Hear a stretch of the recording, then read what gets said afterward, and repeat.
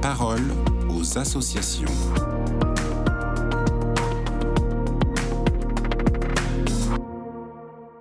Bonjour à tous, bienvenue dans La Parole aux associations. Aujourd'hui, je suis avec Kevin Tanguy, journaliste pour l'aide à l'Église en détresse. Alors Kevin, vous allez nous parler ce matin d'un drame qui secoue une fois de plus le Nigeria. Oui, malheureusement, le Nigeria a de nouveau été frappé par une vague d'attaques sanglantes. Entre le 24 et le 26 mai, plusieurs villages de l'état de Benue, au cœur de la Middle Belt nigériane, ont été la cible d'assauts meurtriers. Au moins 36 personnes ont été tuées selon les premiers bilans. Parmi les victimes, des civils, un policier et plusieurs agriculteurs. Tous semblent indiquer qu'il s'agissait d'attaques coordonnées.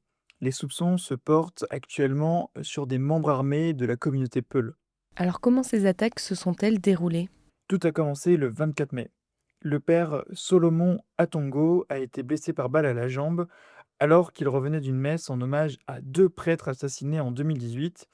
Deux passagers qui l'accompagnaient ont également été enlevés. Le même jour, un agriculteur a été tué alors qu'il terminait sa journée dans son champ. Le père Olivier Ortès, président du Conseil consultatif international du diocèse de Makurdi, s'est indigné. Il existe un poste militaire tout près. Où étaient les soldats pendant ces tirs, se demande-t-il. Le 25 mai a été encore plus violent.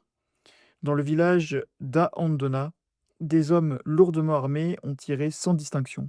20 personnes ont été tuées. Des prêtres et des religieuses présents sur place ont pu s'échapper et se réfugier dans le village voisin de Tarakou. C'est là, dans l'église catholique Saint-Patrick, que les survivants ont trouvé refuge. Le 26 mai, même horreur. 10 nouvelles victimes dans une attaque semblable. Le père Ortès est catégorique. Ces attaques provoquent des crises humanitaires. Les survivants se retrouvent dans des camps, contraints de mendier pour survivre. C'est l'horreur, c'est la terreur. Mais alors pourquoi cette violence ? Pourquoi ces massacres ? La situation est très complexe. Il n'y a pas un seul coupable, ce serait bien trop simple. La Middle Belt est une région marquée depuis des années par des affrontements entre éleveurs nomades et agriculteurs sédentaires. Au cœur de ces tensions, l'accès à la terre, à l'eau, mais aussi des enjeux ethniques, politiques et religieux. Une frange radicalisée de la population Peul, ils sont environ entre 12 et 16 millions au Nigeria, joue un rôle central dans cette spirale de violence. Et les prêtres ne sont malheureusement pas épargnés. En 10 ans, 145 prêtres et séminaristes ont été enlevés dans le pays. 13 d'entre eux ont été tués.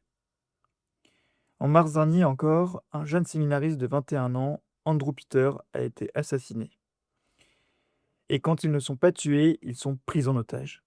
Par appât du gain, par vengeance ou encore pour semer la peur. Ces actes sont parfois le fait de groupes criminels, parfois de milices islamistes, comme Boko Haram ou l'ISWAP.